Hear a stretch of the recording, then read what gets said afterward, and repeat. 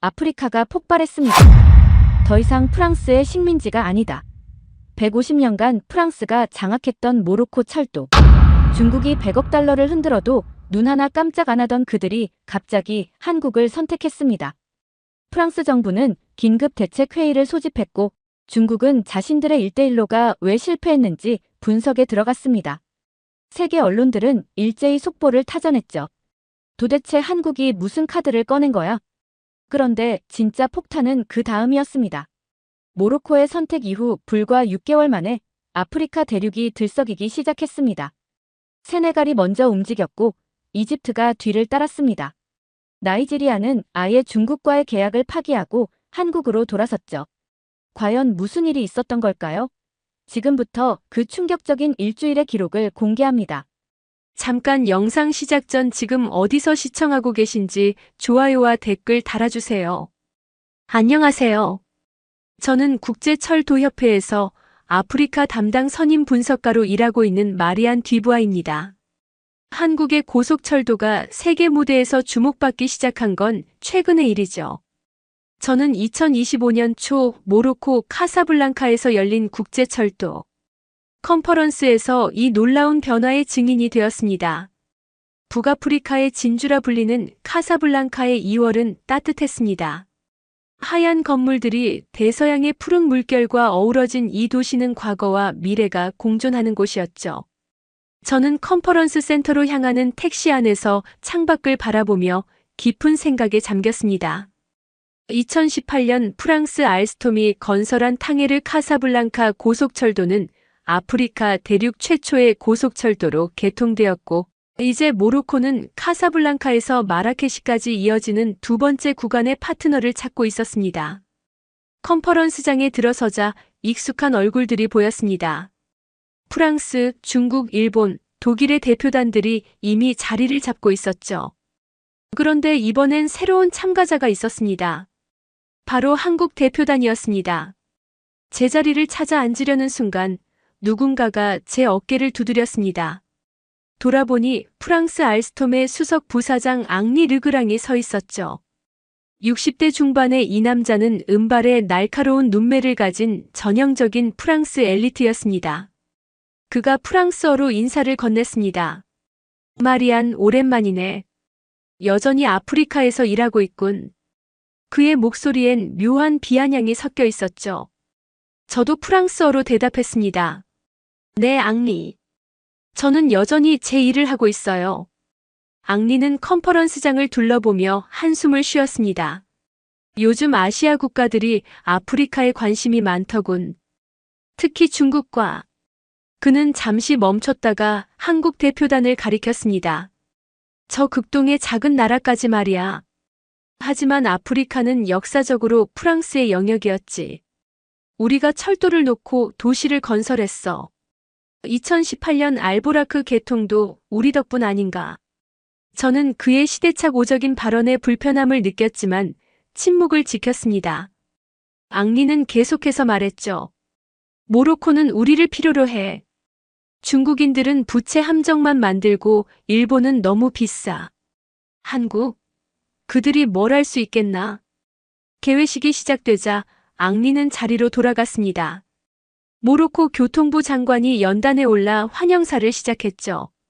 이번 카사블랑카 마라케시 구간은 단순한 철도 건설이 아니라 모로코의 미래를 위한 투자라고 강조했습니다.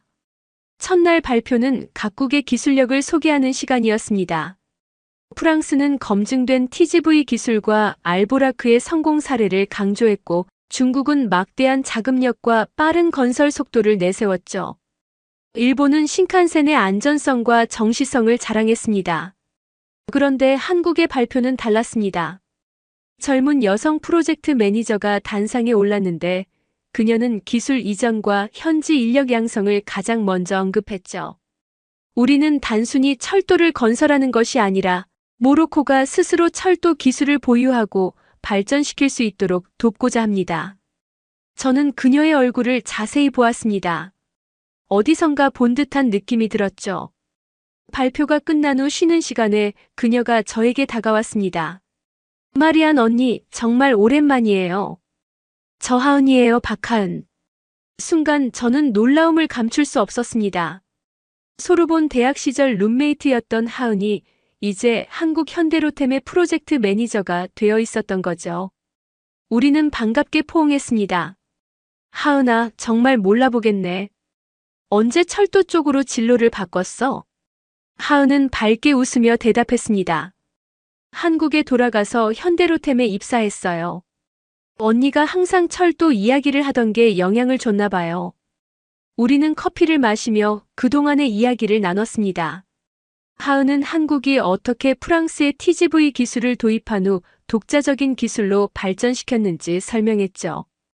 KTX 산천, KTX 이음, 그리고 최근 개발된 동력 분산식 고속열차, KTX 청룡까지 한국은 이제 완전한 고속철도 기술 자립을 이뤘다고 했습니다. 저는 하은의 이야기를 들으며 많은 생각이 들었습니다. 기술 이전과 자립. 이것이야말로 아프리카가 진정으로 필요로 하는 것이 아닐까요? 저녁 만찬에서 앙리는 여전히 프랑스의 우월성을 강조하고 있었습니다. 그는 모로코 관계자들에게 프랑스만이 모로코의 진정한 파트너라고 역설했죠. 우리는 150년 동안 함께해왔습니다. 중국이나 한국이 그런 역사를 가지고 있나요? 하지만 젊은 모로코 엔지니어들의 표정은 달랐습니다. 그들은 앙리의 말에 공감하기보다는 불편해하는 듯했죠. 저는 그들 중 한 명과 눈이 마주쳤습니다. 30대 초반으로 보이는 그는 저에게 가볍게 고개를 끄덕였습니다.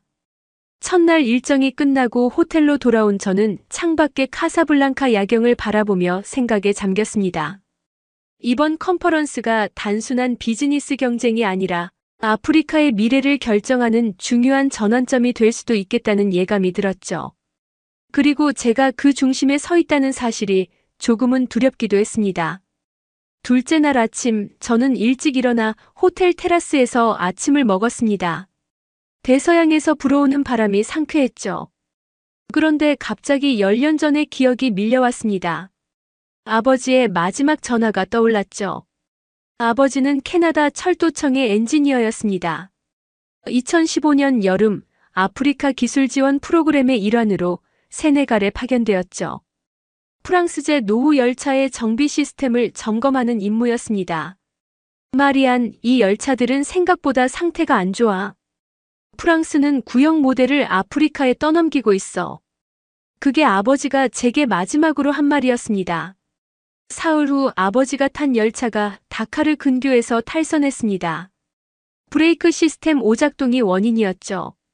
아버지를 포함해 12명이 목숨을 잃었습니다. 프랑스 당국은 현지 정비사의 실수라고 발표했지만 저는 진실을 알고 있었습니다. 그 열차는 프랑스에서는 이미 퇴역한 구형 모델이었고 정비 매뉴얼조차 제대로 제공되지 않았던 거죠. 커피잔을 내려놓으며 한숨을 쉬었습니다. 그때 누군가가 제 옆에 앉았습니다. 어제 저녁 만찬에서 본 젊은 모로코 엔지니어였죠. 실례합니다. 뒤부하 박사님이시죠? 저는 유세프 벤 살라입니다. 모로코 철도청에서 일하고 있습니다.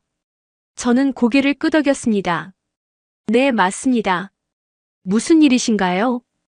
유세프는 잠시 망설이다가 입을 열었습니다.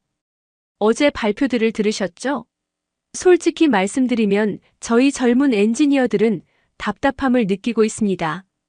알보라크는 분명 훌륭한 성과지만 핵심 기술은 여전히 프랑스가 독점하고 있어요. 간단한 정비 하나도 프랑스 기술자를 불러야 합니다. 저는 유세프의 말에 깊이 공감했습니다. 기술 종속성. 이것이 바로 아프리카가 직면한 가장 큰 문제였죠. 그런 이야기를 나누고 있을 때 앙리 르그랑이 우리 테이블로 다가왔습니다. 그의 표정은 차가웠죠. 마리안, 모로코의 젊은 친구와 즐거운 시간을 보내고 있군. 그는 유세프를 흘겨보며 말했습니다. 하지만 조심해야 해. 젊은이들은 때로 현실을 제대로 보지 못하거든. 유세프가 불편한 표정으로 자리에서 일어났습니다. 실례하겠습니다. 그가 떠나자 앙리는 제 맞은편에 앉았죠. 마리안, 우리는 오래 알고 지낸 사이야. 그는 목소리를 낮췄습니다. 내 아버지의 일은 참 안타까운 일이었지. 하지만 그건 불가피한 사고였어. 기술을 제대로 이해하지 못한 외부인이 개입하면 그런 일이 생기는 거야. 순간 저는 분노가 치밀어 올랐지만 겨우 참았습니다. 앙리는 계속했죠. 너도 알겠지만 아프리카는 아직 준비가 안 됐어. 중국을 봐. 에티오피아에 40억 달러를 빌려줘서 철도를 건설했지만 결과가 어떤가? 이용률은 바닥이고 부채만 남았지. 한국도 마찬가지야. 그들이 뭘 알겠나? 우리 프랑스만이 아프리카를 진정으로 이해하고 도울 수 있어. 저는 앙리의 시대착오적인 발언에 역겨움을 느꼈습니다. 하지만 그가 부분적으로는 맞는 말을 하고 있다는 것도 알았죠. 중국의 1대1로 정책이 많은 아프리카 국가들을 부채의 늪에 빠뜨린 것은 사실이었습니다. 오전 세션이 시작되었습니다. 이번엔 각국이 제시하는 금융 조건과 기술 이전 계획을 발표하는 시간이었죠. 중국 CRRC의 대표 리 웨이는 100억 달러의 차관을 제시했습니다. 이자율은 낮았지만 상환 조건은 모호했죠. 건설은 중국 기업이 전담하고 노동력의 70%도 중국에서 데려온다는 조건이었습니다. 프랑스는 안정적인 금융 패키지를 제시했지만 기술 이전에 대해서는 여전히 소극적이었습니다. 핵심 기술은 지적재산권 보호를 이유로 이전할 수 없다고 했죠. 그런데 한국의 제안은 달랐습니다. 하은이 다시 단상에 올랐습니다. 우리는 단계적이지만 완전한 기술 이전을 제안합니다. 첫 5년은 공동 운영, 다음 5년은 기술 이전과 교육, 그리고 10년 안에 모로코가 완전한 기술 자립을 이루도록 지원하겠습니다. 또한 200명의 모로코 엔지니어를 한국으로 초청해 1년간 연수를 제공하겠습니다. 청중석이 술렁였습니다. 특히 젊은 모로코 엔지니어들의 눈이 빛났죠. 기술 이전과 인력 양성. 이것은 그들이 꿈꾸던 바로 그것이었습니다. 점심시간에 저는 하은과 다시 만났습니다. 인상적인 제안이었어. 하지만 정말 실현 가능한 거야? 하은은 자신있게 대답했습니다. 물론이죠. 한국도 처음엔 프랑스로부터 TGV 기술을 도입했어요. 하지만 우리는 그것을 바탕으로 독자적인 기술을 개발했죠. 이제는 우리가 그 경험을 나눌 차례예요. 오후에는 현장 시찰이 예정되어 있었습니다. 알보라크 정비창을 방문하는 일정이었죠. 유세프가 저희 일행을 안내했습니다. 정비창에 도착하니 프랑스 기술자들이 작업을 지휘하고 있었고 모로코 직원들은 주로 단순 업무만 하고 있었습니다. 유세프가 쓴웃음을 지으며 말했습니다. 보시다시피 우리는 아직도 손님 취급을 받고 있어요. 7년이 지났는데도 핵심 정비 기술은 배울 수 없습니다. 정비창을 둘러보던 중 저는 한 구석에 방치된 부품들을 발견했습니다. 프랑스에서 수입한 고가의 부품들이었는데 현지에서는 사용법을 몰라 그냥 쌓아두고 있었던 거죠. 이런 비효율과 낭비가 아프리카 철도 산업의 현실이었습니다. 저녁이 되어 호텔로 돌아온 저는 보고서 작성을 시작했습니다. 국제철도협회에 제출할 공식 보고서였죠. 저는 각국의 제안을 객관적으로 분석하려 노력했습니다. 하지만 자꾸만 아버지의 얼굴이 떠올랐습니다. 기술 종속이 가져오는 비극. 그것을 막을 수 있는 길은 무엇일까요? 밤늦게 문을 두드리는 소리가 들렸습니다. 문을 열자 앙리가 서 있었죠. 그의 손엔 와인병이 들려 있었습니다. 잠깐 들어가도 되겠나? 할 말이 있어. 앙리를 호텔방으로 들이는 건 내키지 않았지만 거절할 명분도 없었습니다. 그는 소파에 앉아 와인을 따르며 말을 꺼냈죠. 마리안, 우리는 프로페셔널이야. 감정적으로 대응할 필요는 없지 않나? 그는 와인잔을 건네며 계속했습니다. 내 아버지 일은 정말 유감이야. 하지만 과거는 과거일 뿐이지. 저는 와인잔을 받았지만 입에 대지는 않았습니다. 앙리는 한숨을 쉬며 말했죠. 내일 내가 제출할 보고서 말인데 신중하게 작성하길 바라. 국제철도협회에서 내 위치도 생각해야 하지 않겠나? 프랑스는 여전히 큰 영향력을 가지고 있으니까. 은근한 협박이었습니다. 저는 차분하게 대답했죠. 제 보고서는 객관적인 사실에 기반할 거예요. 그 이상도 이하도 아닙니다. 앙리는 쓴웃음을 지으며 자리에서 일어났습니다. 그래, 내 고집은 여전하구나. 하지만 기억해. 이 세계는 이상론만으로 돌아가지 않아. 그가 떠난 후 저는 창문을 열고 신선한 공기를 들이마셨습니다. 카사블랑카의 밤바다가 보였죠. 그때 전화가 울렸습니다. 하은이었습니다. 언니, 내일 아침 일찍 만날 수 있어요? 중요한 제안이 있어요. 다음 날 새벽 6시, 저는 하은을 호텔 로비에서 만났습니다. 그녀는 흥분된 표정이었죠. 언니, 어젯밤에 본사와 긴 회의를 했어요. 우리 회장님이 직접 관심을 가지고 계세요. 그녀는 목소리를 낮췄습니다. 사실 한국 정부도 이번 프로젝트를 매우 중요하게 보고 있어요. 아프리카 진출의 교두보가 될 수 있으니까요. 하은은 서류 봉투를 꺼냈습니다. 이건 공식 발표에는 없던 추가 제안이에요. 모로코 정부에만 별도로 전달할 거예요. 그리고 언니한테 특별한 제안이 있어요. 저는 의아한 표정으로 하은을 바라봤습니다. 그녀는 진지하게 말했죠. 현대로템에서 언니를 기술 자문으로 모시고 싶어요. 언니의 아프리카 경험과 국제적 네트워크는 우리에게 꼭 필요해요. 물론 국제철도협회 일은 계속하면서요. 순간 저는 당황했습니다. 이건 예상하지 못한 제안이었죠. 하은은 계속했습니다. 언니 기억나요? 대학 시절에 우리가 꿈꾸던 것. 기술이 특정 국가의 독점물이 아니라 인류 공동의 자산이 되는 세상.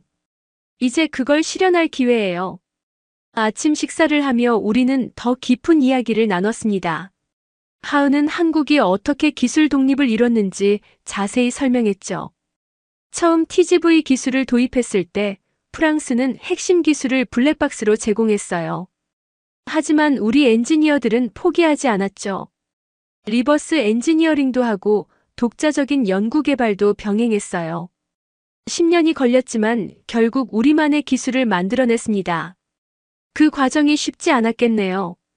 물론이죠. 실패도 많았고 비용도 엄청났어요. 하지만 그 경험이 있기에 이제 우리는 다른 나라들이 같은 시행착오를 겪지 않도록 도울 수 있어요. 기술 이전뿐만 아니라 개발 과정의 노하우까지 전수할 수 있는 거죠.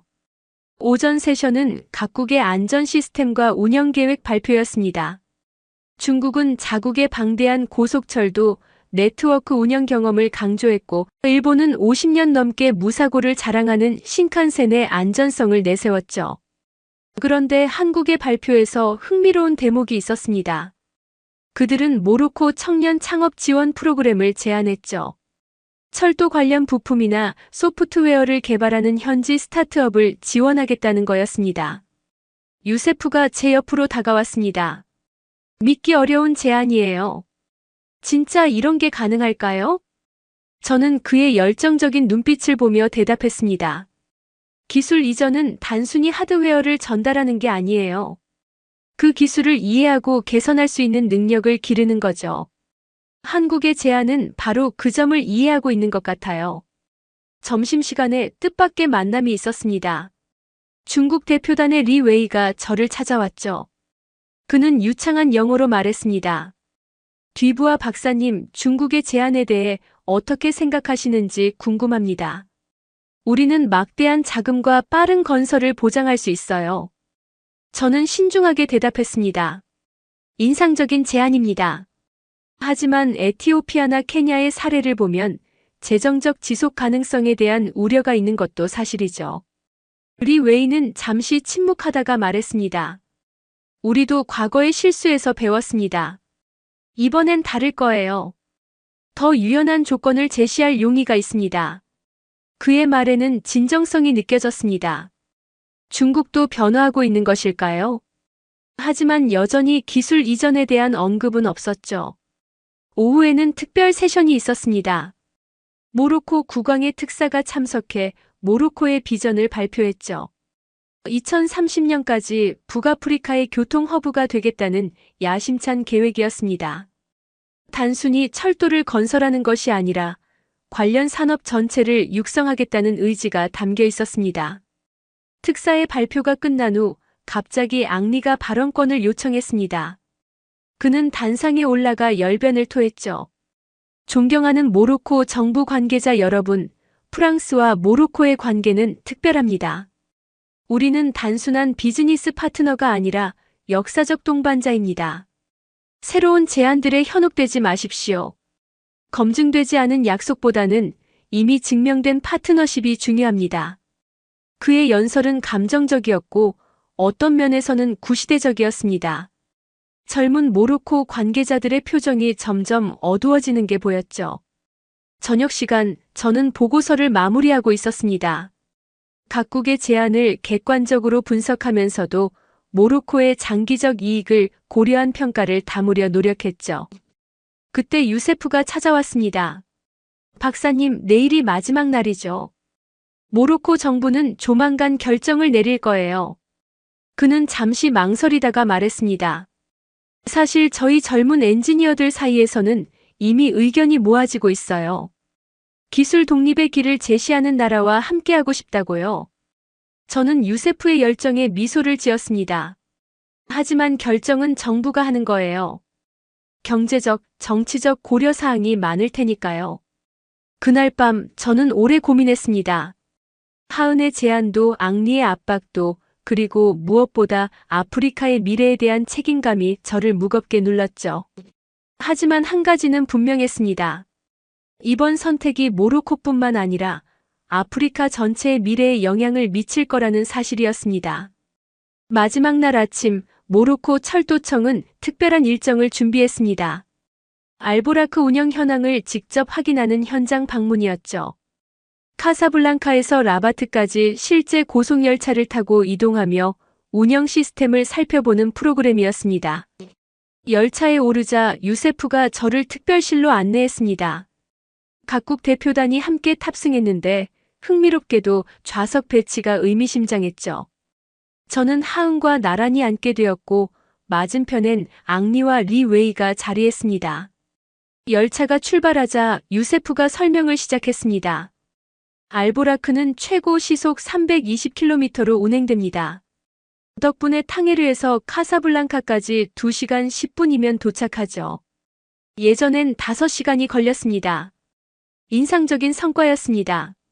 하지만 유세프의 표정엔 아쉬움이 묻어났죠. 그가 제게 다가와 속삭였습니다. 하지만 보이지 않는 문제들이 있어요. 잠시 후 정비구역을 지날 때 보여드리겠습니다. 30분쯤 지났을까요? 열차가 속도를 줄이며 정비기지를 지나갔습니다. 유세프가 창밖을 가리켰죠. 저기 보이는 정비동을 보세요. 프랑스 기술자들이 상주하는 구역이에요. 그리고 저 컨테이너들은 프랑스에서 직수입하는 부품들입니다.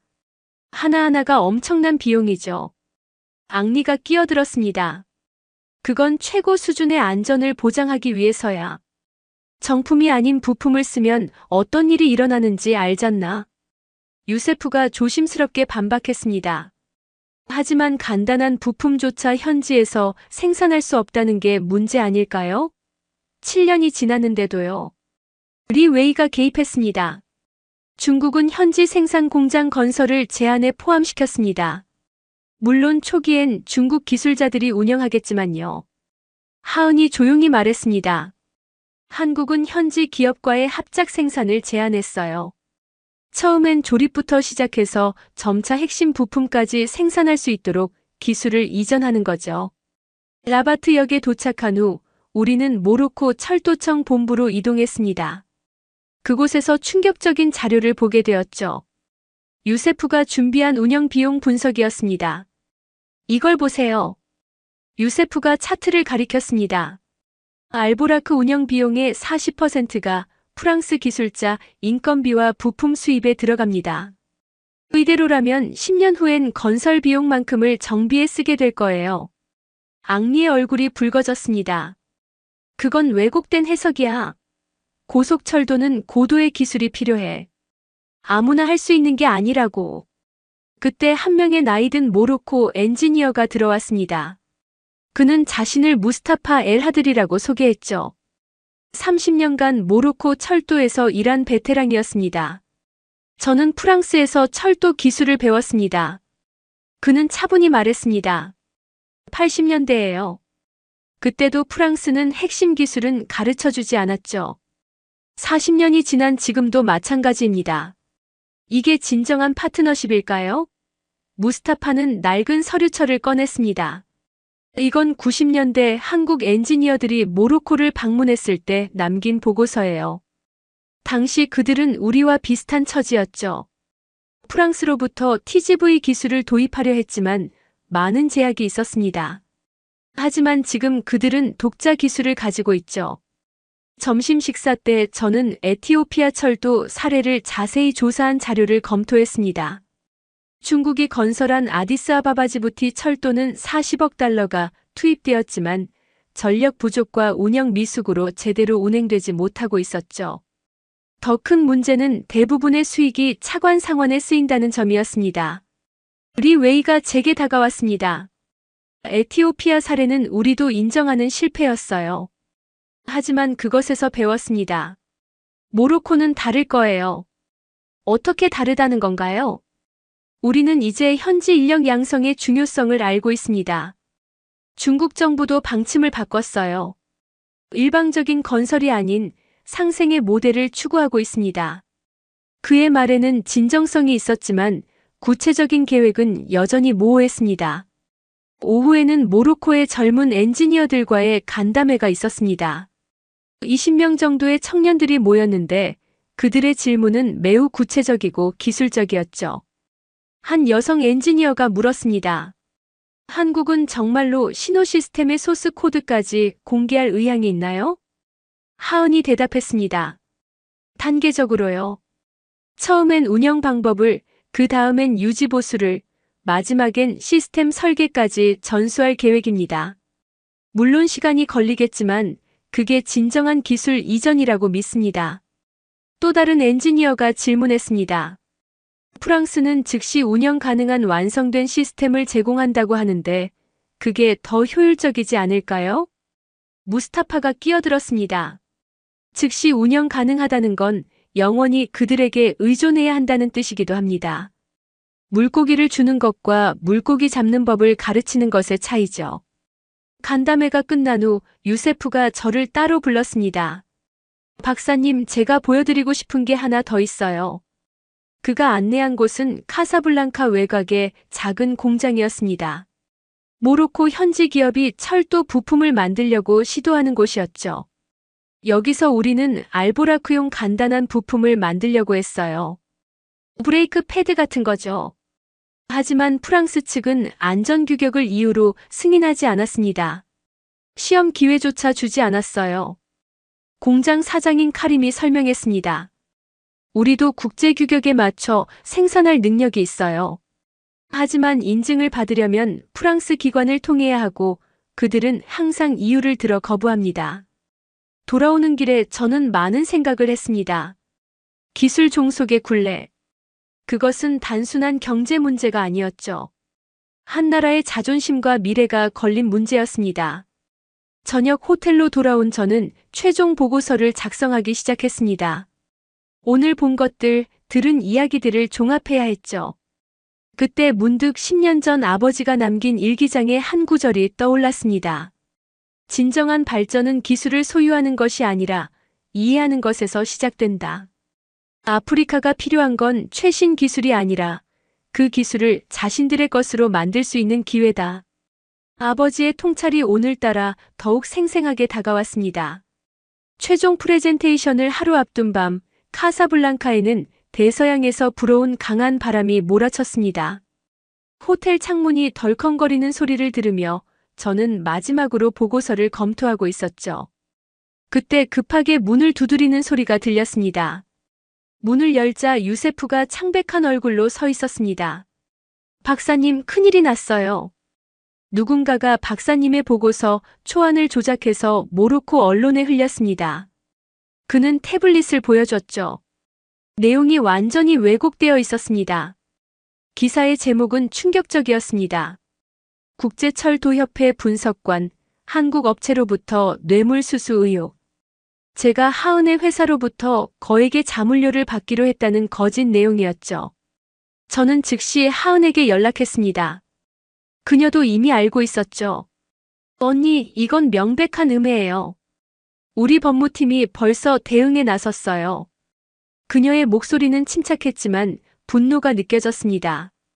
이런 수법을 쓰다니 정말 비열해요. 새벽 2시 긴급 화상회의가 소집되었습니다.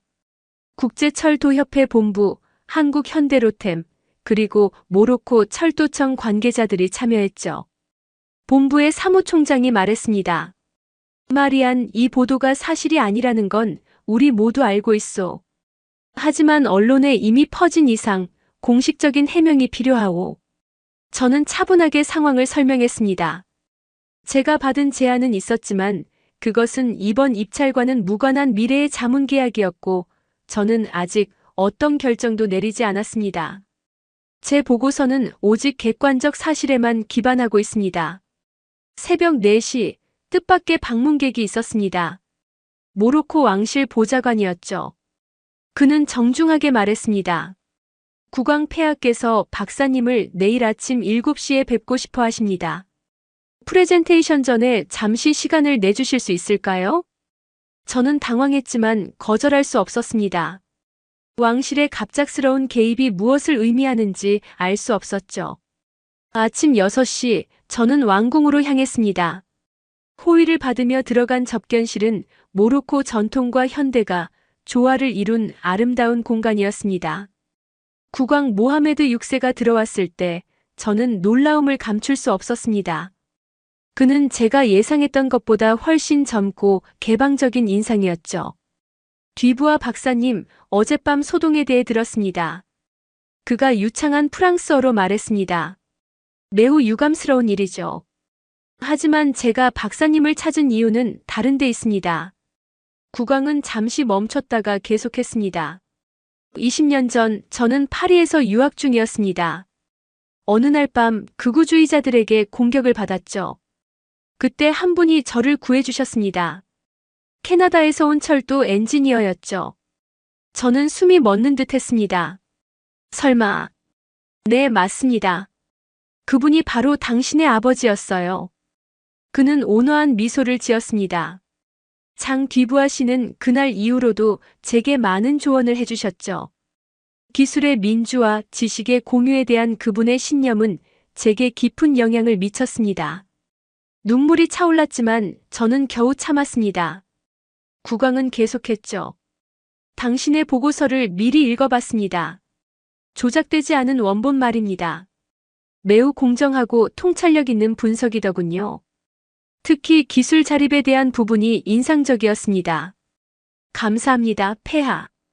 오늘 프레젠테이션에서 진실을 말해주십시오. 모로코의 미래를 위해 필요한 것이 무엇인지 박사님의 전문가적 견해를 듣고 싶습니다. 왕궁을 나온 저는 복잡한 심정이었습니다. 아버지가 이런 인연을 남기셨다니. 운명의 장난 같았죠. 컨퍼런스 센터에 도착하니 이미 긴장감이 감돌고 있었습니다. 앙리가 저를 보자마자 다가왔습니다. 마리안, 아직 늦지 않았어. 보고서를 수정할 수 있어. 프랑스를 좀 더 긍정적으로 평가해준다면 모든 의혹을 해소시켜주겠네. 저는 단호하게 고개를 저었습니다. 진실을 왜곡할 수는 없어요, 앙리. 그가 얼굴을 붉히며 말했습니다. 내 아버지도 그렇게 고집을 부리다가. 그는 말을 멈췄지만 이미 늦었죠. 무슨 뜻이에요? 아버지의 사고에 대해 뭘 알고 있는 거죠? 앙리는 당황한 표정으로 물러났습니다. 아무것도 아니야. 그냥 실수였어.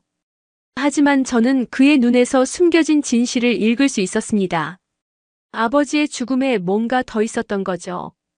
프레젠테이션 시작 30분 전 하은이 달려왔습니다. 언니, 좋은 소식이에요. 모로코 주요 언론사들이 어젯밤 기사를 정정 보도하기로 했어요. 진실이 밝혀진 거죠. 리 웨이도 저를 찾아왔습니다. 박사님, 어젯밤 일은 유감입니다. 이런 더러운 술수는 중국의 방식이 아닙니다.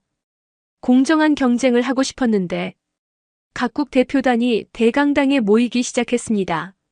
모로코 정부 고위 관료들, 언론인들, 그리고 시민사회 대표들까지 500명이 넘는 사람들이 모인 것 같았죠. 무대 뒤에서 대기하며 저는 아버지를 떠올렸습니다. 그가 꿈꾸던 세상, 기술이 특권이 아닌 권리가 되는 세상. 오늘이 바로 그 꿈을 향한 중요한 걸음이 될 수도 있겠죠. 사회자가 제 이름을 호명했습니다. 심호흡을 하고 무대로 걸어 나갔습니다. 청중석에서 유세프와 젊은 엔지니어들이 응원의 눈빛을 보내고 있었죠. 앙리는 팔짱을 낀 채 차가운 시선을 보냈고 하은은 따뜻한 미소로 격려했습니다. 저는 마이크 앞에 섰습니다. 그리고 입을 열었죠. 존경하는 모로코 정부 관계자 여러분, 그리고 이 자리에 참석하신 모든 분들. 저는 오늘 단순한 기술 비교가 아닌 모로코의 미래에 대해 말씀드리고자 합니다. 대강당이 조용해졌습니다. 모든 시선이 저에게 집중되었죠. 이제 진실을 말할 시간이었습니다. 저는 프레젠테이션을 시작했습니다. 먼저 각국의 제안을 객관적으로 분석한 자료를 보여줬죠. 프랑스 알스톰의 제안은 검증된 기술과 즉각적인 운영이 가능하다는 장점이 있습니다. 이미 알보라크의 성공으로 그들의 능력은 입증되었죠. 하지만 저는 잠시 멈췄습니다. 기술 이전은 극히 제한적이며 핵심 부품의 영구적 수입 의존이 불가피합니다. 앙리의 얼굴이 굳어지는 게 보였습니다. 저는 계속했죠. 중국 CRRC의 제안은 막대한 자금 지원과 빠른 건설이 특징입니다. 100억 달러의 차관은 분명 매력적이죠. 하지만 에티오피아, 케냐, 라오스의 사례를 보면 과도한 부채가 국가 재정에 심각한 부담이 될 수 있습니다. 리 웨이가 불편한 듯 의자에서 몸을 움직였습니다.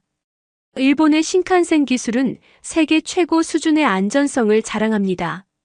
하지만 높은 비용과 일본 특유의 폐쇄적 기술 체계는 모로코의 상황에 적합하지 않을 수 있습니다. 그리고 마지막으로 한국의 제안입니다. 저는 스크린을 바꿨습니다. 단계적이지만 완전한 기술 이전, 현지 인력 양성, 그리고 부품 생산의 현지화. 이것은 단순한 철도 건설이 아니라 모로코의 철도 산업 전체를 육성하는 계획입니다. 청중석이 술렁이기 시작했습니다. 저는 다음 슬라이드를 보여줬죠. 10년 후 예상 시나리오였습니다. 프랑스안을 선택할 경우 모로코는 여전히 핵심 기술과 부품을 수입에 의존하게 됩니다. 연간 운영비의 40%가 해외로 유출될 것으로 예상됩니다. 반면 한국안을 선택하면 초기 5년은 더 힘들 수 있지만 10년 후엔 자체 기술력을 보유하게 됩니다. 그때 앙리가 자리에서 일어났습니다. 잠깐, 이건 편향된 분석이야. 의장, 발언권을 요청합니다. 모로코 교통부 장관이 손을 들어 제지했습니다. 르그랑 부사장님, 순서를 지켜주십시오. 뒤부와 박사님의 발표가 끝난 후 질의 시간이 있을 겁니다. 저는 발표를 계속했습니다. 그런데 더 중요한 게 있습니다. 바로 모로코의 젊은 엔지니어들이죠. 저는 지난 며칠간 그들과 대화를 나눴습니다. 그들은 단순한 운영자가 아니라 창조자가 되기를 원합니다. 유세프와 젊은 엔지니어들이 고개를 끄덕이는 게 보였습니다. 기술 독립은 단순한 경제적 문제가 아닙니다. 그것은 한 나라의 자존심이고 미래 세대에게 물려줄 유산입니다. 모로코가 진정한 아프리카의 리더가 되려면 스스로의 힘으로 서야 합니다. 발표를 마치자 강당이 잠시 조용해졌다가 박수가 터져나왔습니다. 특히 젊은 세대들의 박수가 열렬했죠. 질의응답 시간이 되자 앙리가 즉시 마이크를 잡았습니다. 뒤부와 박사님, 당신은 검증되지 않은 약속에 현혹되어 있소. 한국이 정말로 모든 기술을 이전할 거라고 믿나요? 그들도 결국 자국의 이익을 추구할 텐데. 좋은 지적입니다. 저는 침착하게 답했습니다. 하지만 한국은 이미 인도네시아와 폴란드에서 유사한 프로젝트를 성공적으로 수행했습니다. 그들의 약속은 검증된 실적에 기반하고 있죠. 그때 모로코 산업부 장관이 질문했습니다. 뒤부와 박사님, 그렇다면 당신은 어느 나라의 제안을 추천하시는 겁니까? 저는 잠시 침묵했습니다. 모든 시선이 저에게 집중되었죠. 이것은 단순한 추천이 아니라 모로코의 미래를 좌우할 선택이었습니다. 저는 천천히 입을 열었습니다. 제 전문가적 견해로는 모로코가 진정한 기술 독립을 원한다면 기술을 나누고 함께 성장하려는 파트너를 선택해야 합니다. 제가 분석한 바로는 그런 접근을 진정성 있게 제시한 나라는 하나뿐입니다. 청중석이 다시 술렁였습니다. 저는 결론을 맺었죠. 한국의 제안을 추천합니다. 이는 단순한 기술 도입이 아니라 모로코의 철도 산업 전체를 한 단계 도약시킬 기회가 될 것입니다. 앙리가 벌떡 일어나 소리쳤습니다. 이건 부당해. 그녀는 한국 업체와 유착 관계가 있어. 어젯밤 언론 보도를 봤잖소. 그 순간 뜻밖의 인물이 일어났습니다. 모로코 국왕의 보좌관이었죠. 르그랑 부사장님, 그 보도는 이미 허위로 밝혀졌습니다. 그리고 그는 잠시 멈췄다가 말했습니다. 국왕 폐하께서는 뒤부와 박사님의 분석을 전적으로 신뢰한다고 말씀하셨습니다. 강당이 순간 정적에 휩싸였습니다. 국왕의 개입은 누구도 예상하지 못한 일이었죠. 앙리의 얼굴이 창백해졌습니다. 그는 마지막 발악을 했죠. 그렇다면 적어도 알아야 할 게 있어. 10년 전 그녀의 아버지가 왜 세네갈에서 사고를 당했는지, 그것도 기술을 제대로 이해하지 못한 채 개입했기 때문이요. 순간 저는 모든 것을 이해했습니다. 앙리가 무심코 내뱉은 그 말들, 아버지의 죽음에 대한 그의 태도. 저는 마이크를 다시 잡았습니다. 르그랑 부사장님, 제 아버지는 그 노후 열차의 위험성을 누구보다 잘 알고 있었습니다. 그는 프랑스 당국에 여러 차례 경고했지만 무시당했죠. 사고 직후 프랑스는 진상조사를 막고 현지 정비사의 실수로 덮어버렸습니다. 그게 당신들이 말하는 파트너십입니까? 청중석에서 탄식이 흘러나왔습니다. 무스타파 엘 하드리가 일어나 말했습니다. 저도 그 사고를 기억합니다. 뒤부아 씨는 우리에게 진실을 알려주려 했던 몇 안 되는 외국인이었죠. 그의 죽음 이후 프랑스는 더욱 폐쇄적이 되었습니다. 분위기가 완전히 바뀌었습니다. 앙리는 더 이상 할 말이 없었죠. 교통부 장관이 일어나 선언했습니다. 충분히 들었습니다. 우리는 며칠 내로 최종 결정을 내리겠습니다. 모든 분들께 감사드립니다. 사람들이 하나둘 자리를 뜨기 시작했습니다. 하은이 제게 다가와 손을 잡았죠. 언니, 정말 대단했어요. 진실을 말하는 데는 큰 용기가 필요하죠. 유세프도 다가왔습니다. 박사님, 오늘 당신은 우리에게 희망을 주었어요. 기술 독립의 꿈이 단순한 환상이 아니라는 걸 보여주었죠. 저는 대강당을 나서며 하늘을 올려다봤습니다. 카사블랑카의 푸른 하늘이 유난히 맑았죠. 아버지가 어딘가에서 지켜보고 계실 것 같았습니다. 프레젠테이션이 끝난 그날 밤, 저는 호텔방에서 짐을 정리하고 있었습니다. 내일이면 카사블랑카를 떠날 예정이었죠. 그때 급한 노크 소리가 들렸습니다. 문을 열자 유세프가 헐떡이며 서 있었습니다. 박사님, 큰일 났어요. 앙리 르그랑이 몇몇 사람들과 함께 뭔가를 꾸미고 있어요. 호텔 로비에서 수상한 대화를 나누는 걸 들었습니다. 무슨 이야기를 했는지 기억나요? 그들은 계획 B라는 걸 언급했어요. 그리고 유세프는 목소리를 낮췄습니다. 박사님의 안전을 걱정해야 할 것 같다고 했습니다.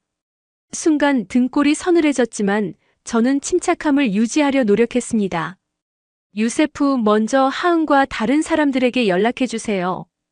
혼자 있는 것보다는 함께 있는 게 안전할 것 같네요.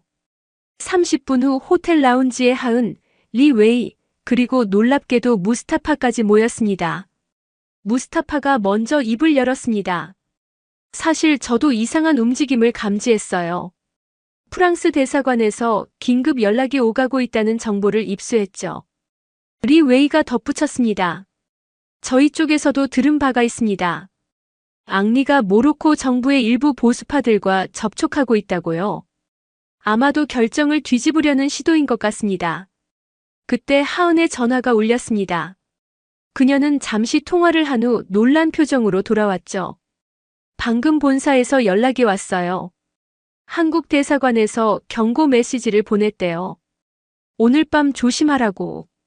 갑자기 호텔의 전등이 깜빡이더니 정전이 되었습니다.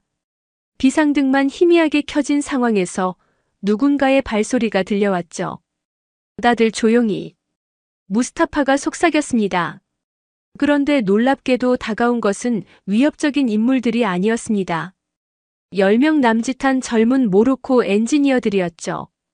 그들은 유세프의 연락을 받고 달려온 것이었습니다. 박사님, 우리가 지켜드리겠습니다. 한 청년이 말했습니다. 당신은 우리의 미래를 위해 싸워주셨잖아요.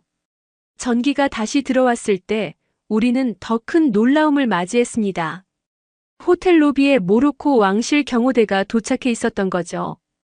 경호대장이 저에게 다가왔습니다. 뒤부하 박사님, 국왕 폐하의 명령으로 왔습니다. 박사님의 안전을 보장하라고 하셨습니다. 순간 모두가 안도의 한숨을 쉬었습니다. 하지만 더 놀라운 일은 그 다음이었죠. 경호대장이 봉투를 건넸습니다. 그리고 폐하께서 이것을 박사님께 전하라고 하셨습니다. 내일 아침 특별 발표가 있을 예정이니 출국을 하루 연기해달라고 하십니다. 봉투를 열어보니 손편지가 들어 있었습니다. 국왕의 친필이었죠. 뒤부하 박사님께 오늘 발표를 잘 들었습니다. 당신의 아버지처럼 당신도 진실을 위해 싸우는 용기를 보여주셨습니다. 제가 20년 전 파리에서 당신의 아버지를 만난 것은 단순한 우연이 아니었을지도 모릅니다. 그는 제게 이렇게 말했죠. 기술은 인류의 공동 유산이어야 한다. 어느 한 나라가 독점해서는 안 된다. 내일 모로코는 중요한 결정을 발표할 것입니다. 그리고 그 자리에 당신이 있기를 바랍니다. 모하메드 6세. 저는 편지를 읽고 또 읽었습니다. 아버지의 신념이 20년 후 이렇게 열매를 맺고 있다니. 그날 밤은 길었습니다. 우리는 모두 함께 호텔 라운지에 모여 있었죠. 젊은 엔지니어들은 자신들의 꿈과 비전에 대해 이야기했습니다. 한 여성 엔지니어가 말했습니다. 저는 모로코산 고속열차를 설계하는 꿈을 꿉니다. 우리의 기술로 우리의 손으로 만든 열차요. 다른 청년은 이렇게 말했죠. 언젠가는 우리가 다른 아프리카 국가들에게 기술을 전수하는 날이 오겠죠. 받기만 하는 것이 아니라 주는 나라가 되는 거예요. 새벽 3시쯤 앙리 르그랑이 경찰과 함께 호텔에 나타났습니다. 하지만 그가 연행되는 쪽이었죠. 경찰관이 설명했습니다. 르그랑 씨는 모로코 공무원에게 뇌물을 제공하려 한 혐의로 조사를 받게 됩니다. 또한 10년 전 세네갈 열차 사고에 대한 은폐 의혹도 제기되었습니다. 앙리는 저를 노려보며 끌려갔습니다. 그의 시대는 끝나가고 있었죠. 아침이 밝았습니다. 우리는 모두 피곤했지만 왕궁에서 열리는 특별 발표회에 참석하기 위해 준비했습니다. 왕궁으로 가는 길에 하은이 말했습니다. 언니, 어젯밤 일은 정말 영화 같았어요. 하지만 가장 인상적인 건 그 젊은이들이었어요. 미래를 바꾸려는 그들의 열정이요. 저도 같은 생각이었습니다. 진정한 변화는 위에서 아래로 내려오는 것이 아니라 아래에서 위로 올라가는 것이죠. 그 젊은 엔지니어들이 바로 모로코의 미래였습니다. 왕궁에 도착하니 이미 많은 사람들이 모여 있었습니다. 각국 대표단은 물론 언론인들과 시민사회 대표들까지 무언가 역사적인 순간이 될 것 같은 예감이 들었죠. 대기실에서 기다리던 중 뜻밖의 인물이 저를 찾아왔습니다. 프랑스 대사였죠. 뒤부하 박사님, 그는 정중하게 인사했습니다. 어제 일은 유감입니다.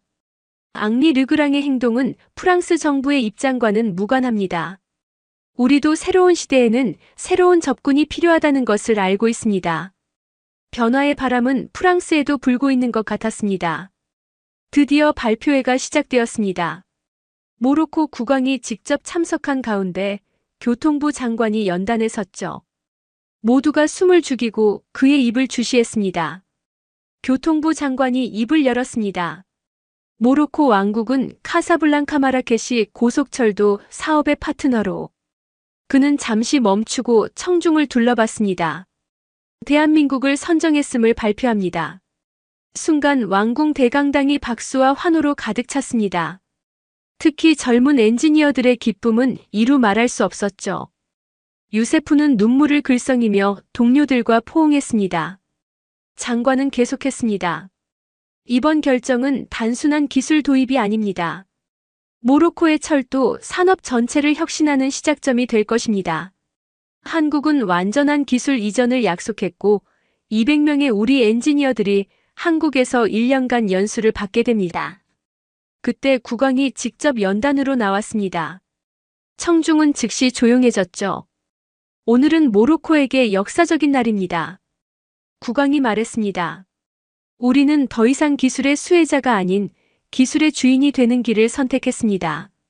이것은 용기 있는 결정이었고 많은 분들의 헌신이 있었기에 가능했습니다. 국왕은 저를 바라보며 말했습니다. 특히 마리안 뒤부와 박사님께 감사드립니다. 그녀는 객관적이고 용기 있는 분석으로 우리가 올바른 결정을 내릴 수 있도록 도왔습니다. 그녀의 아버지 장 뒤부아 씨가 20년 전 제게 심어준 비전이 오늘 현실이 되었습니다. 저는 감동으로 가슴이 벅차올랐습니다. 옆에서 하은이 제 손을 꼭 잡아주었죠. 발표회가 끝난 후 축하 리셉션이 이어졌습니다. 하은이 흥분된 목소리로 말했습니다. 언니, 우리가 해냈어요. 이제 진짜 일이 시작되는 거죠. 기술 이전 계획을 구체화하고 연수 프로그램을 준비하고 리 웨이가 다가와 악수를 청했습니다. 축하합니다. 중국도 이번 결과를 겸허히 받아들입니다. 우리도 변해야 한다는 것을 깨달았어요. 앞으로는 진정한 상생의 모델을 만들어 가겠습니다. 무스타파도 찾아왔습니다. 뒤부아 박사님 30년을 기다린 보람이 있네요. 이제 우리 젊은이들이 꿈을 펼칠 수 있게 되었습니다. 그런데 가장 감동적인 순간은 따로 있었습니다. 모로코의 젊은 여성 엔지니어 하나가 수줍게 다가왔죠. 박사님, 저는 아미나라고 합니다. 저희 아버지가 박사님의 아버지와 함께 일했었어요. 세네갈에서요. 그녀는 낡은 사진 한 장을 보여줬습니다. 두 분이 함께 찍은 사진이었죠. 사진 속에서 아버지는 환하게 웃고 있었습니다. 아미나가 말했습니다. 저희 아버지는 항상 말씀하셨어요. 장 뒤부아는 진정한 친구였다고. 아프리카의 미래를 함께 꿈꿨다고요. 오늘 그 꿈이 이루어지는 것을 보니 두 분 다 하늘에서 기뻐하실 것 같아요. 저는 더 이상 눈물을 참을 수 없었습니다. 아버지의 동료의 딸이 이제 모로코 철도의 미래를 이끌어갈 엔지니어가 된 것이죠. 6개월 후 저는 다시 카사블랑카를 방문했습니다. 이번엔 다른 자격으로였죠. 국제철도협회는 저를 지속가능한 기술협력 모델 담당 특별위원으로 승진시켰고 첫 프로젝트가 바로 모로코였습니다. 공항에서 저를 맞이한 것은 유세프와 첫 번째 한국 연수를 마치고 돌아온 엔지니어들이었습니다. 그들의 눈빛이 달라져 있었죠. 자신감과 열정이 넘쳤습니다. 박사님, 한국에서 정말 많은 것을 배웠어요. 유세프가 말했습니다. 단순히 기술만이 아니라 그들이 어떻게 기술 독립을 이뤘는지 그 과정을 배웠죠. 이제 우리도 할 수 있다는 확신이 들어요. 우리는 마라케시 고속철도 건설 현장으로 향했습니다. 그곳에선 한국과 모로코 엔지니어들이 함께 일하고 있었죠. 더 인상적인 것은 현장 한편에 마련된 교육센터였습니다. 모로코 대학생들이 실시간으로 건설 과정을 배우고 있었던 거죠. 하은이 현장에서 저를 반갑게 맞았습니다. 언니, 여기 분위기가 정말 좋아요. 모두가 하나의 팀처럼 일하고 있어요. 지식을 나누는 것이 이렇게 보람된 일인지 몰랐어요. 그날 저녁 카사블랑카 항구의 레스토랑에서 축하 만찬이 열렸습니다. 한국과 모로코 팀이 함께 모인 자리였죠. 유세프가 건배사를 했습니다. 기술 독립을 위한 우리의 여정의 건배. 그리고 그 길을 열어준 뒤부와 박사님께 건배. 모두가 잔을 들었습니다. 저는 대서양의 노을을 바라보며 생각했죠. 이것이 바로 아버지가 꿈꾸던 세상이 아닐까? 기술이 특권이 아닌 공유의 대상이 되는 세상. 1년 후 더 놀라운 소식이 있었습니다. 모로코가 세네갈과 기술협력 협정을 맺었다는 거였죠. 이제 모로코가 다른 아프리카 국가의 기술을 전수하는 입장이 된 것입니다. 유세프가 전화로 흥분된 목소리로 말했습니다. 박사님, 우리가 세네갈의 고속철도 기술을 전수하게 되었어요. 그것도 바로 박사님 아버지가 돌아가신 그 다카르 노선이에요. 이번엔 제대로 된 기술로 안전하게 건설할 거예요. 운명의 순환이었습니다. 아버지가 목숨을 바쳐 지키려 했던 그곳에 이제 새로운 희망의 철도가 놓이게 된 것이죠. 2024년 카사블랑카 마라케시 고속철도가 개통되었습니다.